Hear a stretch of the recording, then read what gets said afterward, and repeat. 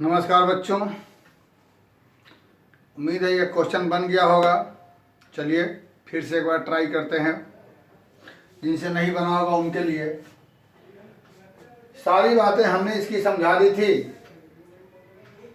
तुम्हें जो कहा गया था कि ए बी बी सी और ए सी का इक्वेशन निकालो इस फंडे पर, तो चलो हम निकाल के बताते हैं। x1 y1 x2 y2 हम किसे भी मान लेते हैं x1 y1 और दोनों में से किसी को मान लेंगे x2 y2, उसके लिए कोई बाउंडेशन नहीं। अब हम निकालते हैं question number 4, equation of A B का इक्वेशन। ये फॉर्मूला हमें लिख रखा है y minus y1 by x minus x1 is equal to y2 minus y1 by x2 minus x1। तो ऐसा होने पर हमारे पास बच जाएगा ये चीज, मतलब y बराबर 3/2x प्लस 3/2। ये हमारा इक्वेशन बन गया ए बी का। अब हम इक्वेशन ऑफ ए सी निकालते हैं। इक्वेशन ऑफ ए सी, इस बार हमारा यह x1 y1 हो जाएगा और यह x2 y2। कोई जरूरी नहीं, हम उसे भी x1 y1 और इसे x2 y2 मान सकते हैं। तो ऐसा होने के बाद यहां पर हमको y minus y1 by x minus x1 y2 minus y1 2 minus 0 x2 minus x1 3 minus minus 1। तो ऐसा होने पर हमारे पास यह बच जाएगा, यानी हम इसे x/2 प्लस 1/2 लिख सकते हैं। ये हमारा AC का हो गया इक्वेशन। अब हम निकालेंगे equation of A B, sorry equation of BC। तो ये हमारा x1 y1, तुम इसको मान सकते हो x1 y1, हम किसी को माने फिर से बोल दे रहे हैं। तो BC के लिए हम लेंगे y minus y1 by x minus x1 y2 minus y1 by x2 minus x1 y minus y1 3 by x minus x1 1 is equal to 2 minus 3 by 3 minus 1। तो यहाँ से बच्चों हमें बन जाएगा -1/2 इंटू x माइनस 1। तो y बराबर -1/2x प्लस 1/2 और यह 3 यहाँ आ जाएगा। फाइनली हमारे पास यह बच जाएगा 7/2। ये हमारा हो गया। अब हमें निकालना है इक्वेशन एरिया। तो उसके लिए हम लोग क्या करेंगे कि इसे हम लोग पहले हटा दें। अब आगे ट्रायंगल का एरिया, तो पहला काम हम करते हैं कि यहां से डालते हैं परपेंडिकुलर। ध्यान दीजिए, ये बहुत महत्वपूर्ण सवाल में से आएगा। फिर एक परपेंडिकुलर बच्चों यहां भी डाल दो। अच्छे तरीके से ध्यान दो, बढ़िया से नाम सबका लिख दो। एक हो गया यह डी और यह हो गया ई। हमें ट्रायंगल ए बी सी का एरिया निकालना है। ए बी सी का एरिया निकालना है। ए बी सी का एरिया निकालना है, ठीक है। तो लिखा जाए यहां पर area of triangle A B C. Area of triangle A B C क्या होगा? सबसे पहले area of triangle A B E, ध्यान दीजिएगा।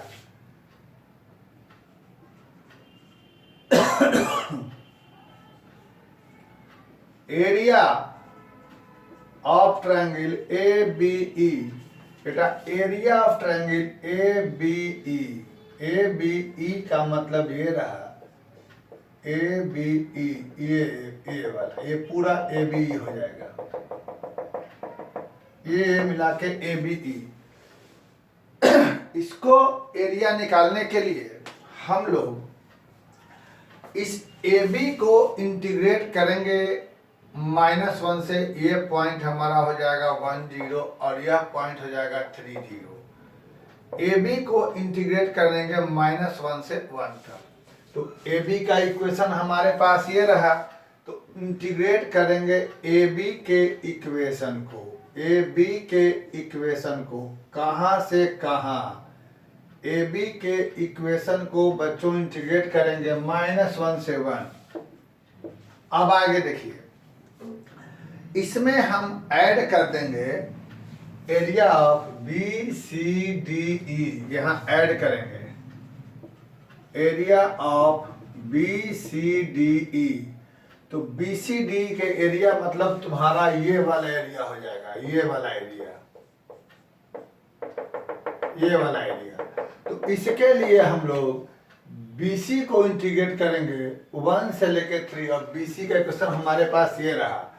इसके लिए हम लोग इंटीग्रेट करेंगे -x/2 7/2 को कहाँ से कहाँ, 1 से लेके 3 तक, 1 से लेके 3 तक।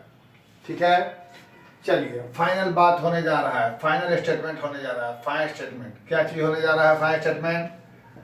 अब इसमें फिर से देख लिया जाए, हमें एबीसी ट्रायंगल का एरिया निकालने के लिए क्या करना पड़ेगा? एबीसी ट्रायंगल का एरिया निकालने के लिए हमें पहले AB को इंटीग्रेट किया तो हमें यह दोनों एरिया निकला, फिर BC को किया तो यह दो निकला। अब हम AC को इंटीग्रेट कर देंगे तो ये वाला ट्रायंगल का एरिया माइनस हो जाएगा, तो बच जाएगा हमको ट्रायंगल ABC का एरिया। यानी हम इसमें माइनस कर देंगे area of ADC, area of ADC minus कर देंगे तो हमको बच जाएगा ट्रायंगल का एरिया। और ADC का एरिया को माइनस निकालने के लिए AC को इंटीग्रेट करेंगे, और AC का इक्वेशन हमारे पास यह है, इसे इंटीग्रेट करेंगे हम लोग कहाँ से कहाँ, -1 से 3, तो हमारे पास बाकी जो बचेगा वही ट्रायंगल का एरिया हो जाएगा। उम्मीद है ये बात आप लोगों को समझ में आ गई होगी। इसके बाद आप लोग इसको सॉल्व करके और आंसर निकाल लेंगे। ये बहुत ही अच्छा क्वेश्चन है और एग्जाम के लिए इम्पोर्टेंट है। अब हम देखते हैं, हमारे पास क्वेश्चन नंबर 5 है। तो 4 और 5 हमारा दोनों सेम है। 4 में क्या था कि हमको पॉइंट दिया हुआ था, 3 पॉइंट का कोऑर्डिनेट, और हमको ट्रायंगल बना करके लाइन का इक्वेशन निकाले थे।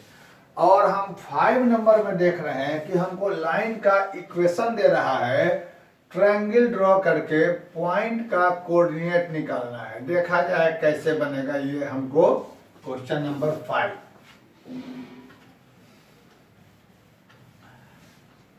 यहां पर हमें थोड़ा सा टेंशन कम है। क्वेश्चन नंबर 5 हमारे पास 3 इक्वेशन दे रहा है। एक इक्वेशन है y = 2x + 1। अगला equation y = 3x + 1, y = 3x + 1। और तीसरा इक्वेशन है y = x = 4, x = 4। तीसरा इक्वेशन x = 4। फिर से पूरी बात सुन लिया जाए। 3 लाइन का इक्वेशन है। एक लाइन है y = 2x + 1, अगला लाइन y = 3x + 1, और तीसरा लाइन है x = 4। तो आगे बढ़ने के पहले सबसे पहले हम तीनों लाइन का ग्राफ ड्रॉ करेंगे। ग्राफ ड्रॉ करने के लिए मैं तुम्हें हेल्पलाइन देता हूँ, y = mx + c। ये हमारा स्ट्रेट लाइन का इक्वेशन का ग्राफ होता है, जहाँ पर हम लोग जानते हैं कि c हमारा y इंटरसेप्ट है और m हमारा स्लोप है। तो खैर उस पर ज़्यादा ध्यान हमें नहीं लगाना है, क्योंकि अभी उसका वक्त हमारे पास नहीं है, अभी हमको बोर्ड की तैयारी करनी है। तो फिर भी सी हमारा y इंटरसेप्ट हो गया, मतलब ये। और तो इन दोनों में c का वैल्यू 1 है, यानी दोनों हमारा y इक्वल टू 1, यानी इस जगह से पास करेगा। x equal to 0, y equal to 1। और एक का स्लोप 2 है और अगले का स्लोप 3 है। तो 3 स्लोप वाला लाइन एक्स एक्सिस से ज़्यादा एंगल बनाता है, ये हमको मालूम है। यानी ऐसे भी छोड़ दिया जाए, आप लोगों को किसी को समझने में प्रॉब्लम होगी, तो मान लेते हैं कि पहला पॉइंट हम दे लेते हैं पहले वाले लाइन का, y equal to 2x plus 1। तो ये कहाँ से पास करेगा, तो y एक्सिस को वहाँ काटेगा जहाँ x का मान 0, तो y बराबर 1, यानी ये पॉइंट हमारा है तुम्हारा 0, 1। तो ये लाइन हमको इस जगह से गुजरेगा और x एक्सिस को कहाँ काटेगा, तो y का मान 0, x का -1/2। तो x का मान -1/2, यानी हम यहाँ मान लेते हैं। तो ये लाइन हमको कुछ अंदाज से रफ स्केच, ज़्यादा टेंशन नहीं लेना है। This is the graph of y equal to 2x plus 1। ध्यान रहे एक बार, ये पॉइंट हमारा -1/2 हो रहा है, इसकी जरूरत पड़ेगी समझने के लिए आपको। ये कौन सा पॉइंट है, x इक्वल एक्स एक्सिस पर कहाँ काटेगा, जहाँ y0 तो x का मान -1/2, ये हमारा -1/2 0 पॉइंट हो गया, ध्यान दें। तो अब इस पर चलेंगे तो ये y एक्सिस को कहाँ काटेगा, जहाँ x 0 तो y का मान 1, यानी यही पॉइंट हमको हो गया, तो ये लाइन यहीं से गुजरेगा। लेकिन x एक्सिस को कहाँ काटेगा, जहाँ y 0 तो x का मान -1/3, तो -1/3 -1/2 से इधर होगा, यानी कुछ यहाँ से गुजरेगा। तो बाकी फालतू चीज को हटा दिया जाए, इसको ऐसे रखते हैं, रफ स्केच से मतलब है, ज़्यादा से हमें मतलब नहीं है। इस लाइन को हम यहाँ लिख देते हैं y बराबर 3x प्लस 1। ध्यान रहे ये लाइन का x कोऑर्डिनेट पर इंटरसेप्ट था -1/2 और इसका x एक्सिस पर इंटरसेप्ट था -1/3। तो -1/2 के राइट साइड रहेगा, क्योंकि -1/3 -1/2 से कम है।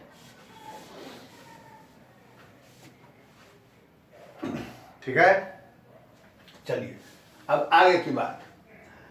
अब अगला लाइन हो गया x बराबर 4। x बराबर 4 का मतलब हमारे पास ये हो गया, ये x इक्वल टू 4। अब ये वाला क्वेश्चन हमारे लिए बहुत ही इजी हो गया। तो यहाँ पर हमारे पास ये बीच का एरिया निकालना है, बीच का एरिया। ये बहुत इजी इसलिए हो गया कि अगर कुछ ऐसा ग्राफ हमको बनता तो तीनों लाइन का हमको निकालना पड़ता, इंटरसेक्टिंग पॉइंट, तीनों का ट्रायंगल का पॉइंट निकालना पड़ता, जो यहाँ नहीं निकालने की जरूरत पड़ रही है, क्योंकि यहाँ सबको करना इंटीग्रेट 0 से लेकर 4 तक। तो ओवरऑल ये क्वेश्चन हमारे लिए बहुत इजी। लेकिन हाँ, आप लोग इसका मिसलेनियस का क्वेश्चन बनाएंगे, मिसलेनियस में एक क्वेश्चन होगा जरूर ऐसा जिस पर आपको ये काम करना पड़ेगा। वो क्वेश्चन है तुम्हारे सामने, मिसलेनियस में मिलेगा क्वेश्चन नंबर 14, उसे जरूर बनाने की कोशिश करेंगे। और 13, 14 दोनों हैं, जरूर बनाने की कोशिश करेंगे। हो सकता है कि जिस क्वेश्चन को आप लोग छोड़े वो क्वेश्चन तुम्हारे बोर्ड एग्जाम में आ जाए, ठीक है, नो प्रॉब्लम। तो अब हम लोग इसको बनाने चलेंगे। तो बहुत ही सिंपल है काम, हम मान लेंगे सभी का वैल्यू, क्या यह ले लेंगे O, इसका नाम A, यह रह जाएगा B, यहाँ C और इसको D। तो फिर से वही घटना, क्या चीज, area of triangle ABC, area of triangle ABC है ना। तो सबसे पहले हम निकालेंगे area of OABD, area OABD यानी ये कंप्लीट का एरिया निकालने के लिए ये शेडेड पोर्शन के ऊपर में लाइन है 3x प्लस 1, इसे इंटीग्रेट करेंगे 3x प्लस 1 को कहाँ से कहाँ, 0 से लेके 4, बहुत ही आसान। और इसे माइनस कर देंगे, OACD ये वाला एरिया माइनस कर देंगे, हमको बहुत ही आसानी से निकल जाएगा ट्रायंगल के एरिया। माइनस कर देंगे एरिया ऑफ OACD, यानी इसमें माइनस कर देंगे 2x + 1 ये वाला, तो ये हो जाएगा 2x + 1, और इसको भी करेंगे 0 से 4, और यहाँ से इंटीग्रेट करके जो वैल्यू निकालेंगे वही हमारा इस सवाल का आंसर माना जाएगा। ठीक है, तो इस तरीके से हमने देखा कि हमारा ये क्वेश्चन बनके तैयार हो गया। बहुत ही आसान क्वेश्चन था।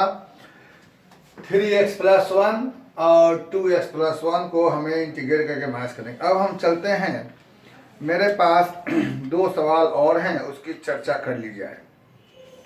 हालांकि है तो ऑब्जेक्टिव, लेकिन फिर भी चर्चा कर लेनी चाहिए।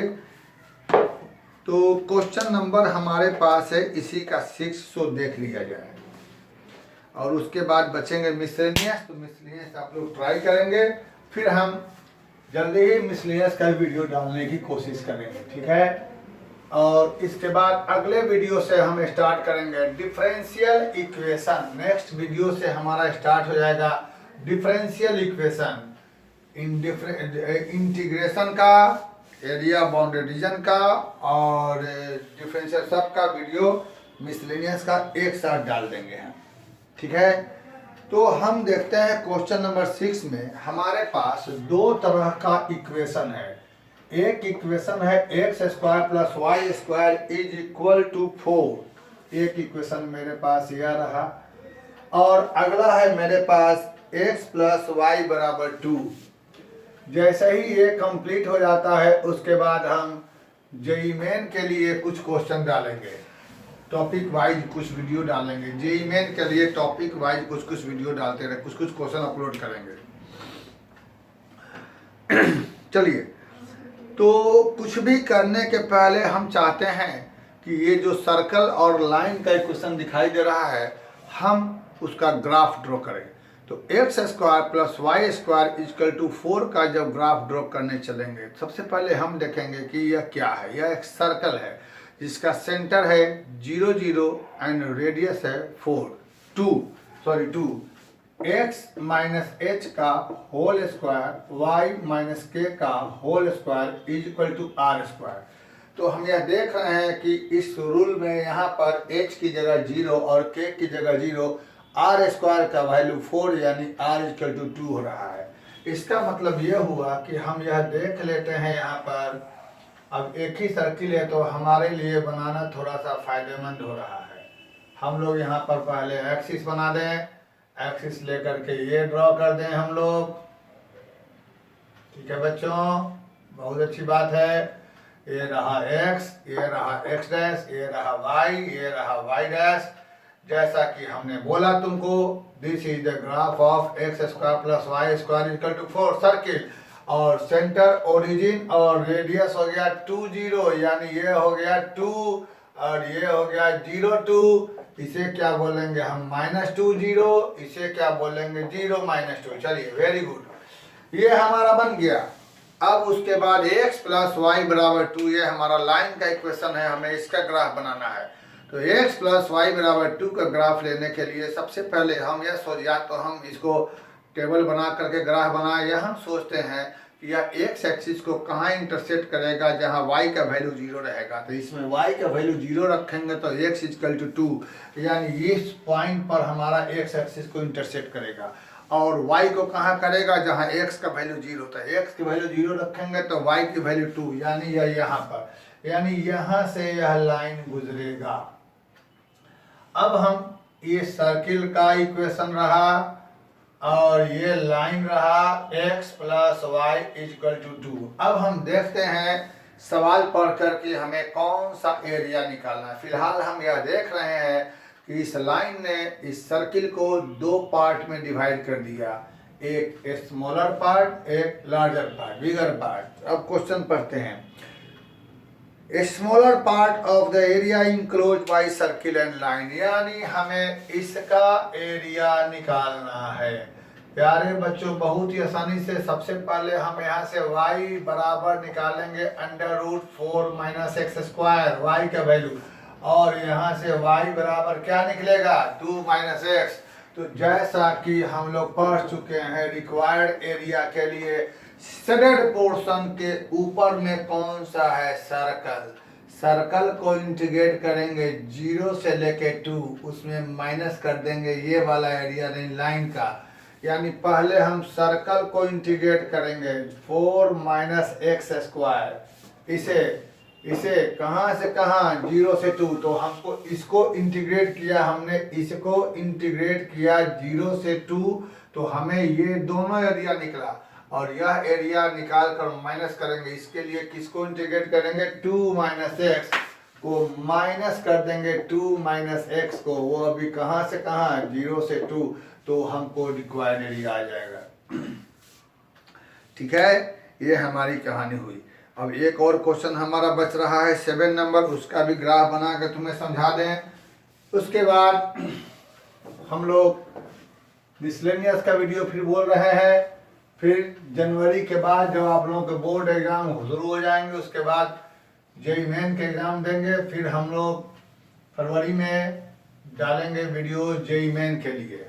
फिलहाल अभी हम तो सिर्फ और सिर्फ 12 के लिए तैयारी करा रहे हैं बच्चों से, क्योंकि इस बार के बारे में यह कहा गया है कि एनसीईआरटी से बाहर से आने की उम्मीद नहीं है, ये न्यूज़ में आई है बात। तो एक क्वेश्चन हमारे पास है इक्वेशन y स्क्वायर बराबर 4x, दूसरा इक्वेशन हमारे पास है y इक्वल टू 2x। पहले तो दोनों का ग्राफ खींचा जाए, बाकी चर्चा बाद में होगी। y स्क्वायर बराबर 4x and y equal to 2x, पहले तो दोनों का ग्राफ खींचा जाए बच्चों। तो जैसा कि हम लोगों ने देखा है y स्क्वायर बराबर 4x, यह पैराबोला है symmetric about x axis, open right word, ये हम लोग पढ़ चुके हैं। Parabola symmetric about x axis open right word, यानी कुछ कुछ ऐसा पैराबोला इस टाइप। ये हमारा हो गया y स्क्वायर बराबर 4x, y equal to 2x, x equal to 0, y equal to 0, ऐसे जाएगा। तो ऐसे जाएगा तो कहीं ना कहीं जाके इस पैराबोला काटेगा। रफ स्केच बना दीजिए, ज़्यादा परेशान होने की ज़रूरत आपको नहीं है। ये हमारा हो गया y इक्वल टू 2x। हमें क्वेश्चन में कह रहा है area line between the curve and parabola, यानी हमें ये वाला निकालना है। बहुत ही सिंपल काम बेटा, सबसे पहले हमें निकालना होगा पॉइंट ऑफ इंटरसेक्शन। ये तो हमारा 0 0 है ही, दोनों का इंटरसेक्शन निकालने के लिए पुट 2 in 1, y बराबर ये उठा करके यहाँ लिख देंगे, तो 2x का स्क्वायर 4x, यानी 4x स्क्वायर माइनस 4x बराबर 0, 4x कॉमन लेंगे तो ऐसा हो जाएगा x बराबर 0 1। तो एक तो पॉइंट यह 0 रहा और एक पॉइंट यहाँ हो जाएगा x का मान 1, यानी ये हो गया 1 0। बहुत ही सिंपल काम। यहाँ से लिखेंगे y बराबर 2√x। आगे की बात आप समझ गए। रिक्वायर्ड एरिया निकालने के लिए क्या करेंगे हम लोग, इस पैराबोला को, शेडेड पोर्शन को पैराबोला है, 2√x को इंटीग्रेट करेंगे 0 से 1, उसमें माइनस कर देंगे लाइन का एरिया क्या है 2x, तो हमको बच जाएगा ये बीच का एरिया। तो इस तरीके से हमने देखा कि हम लोग का इस एक्सरसाइज का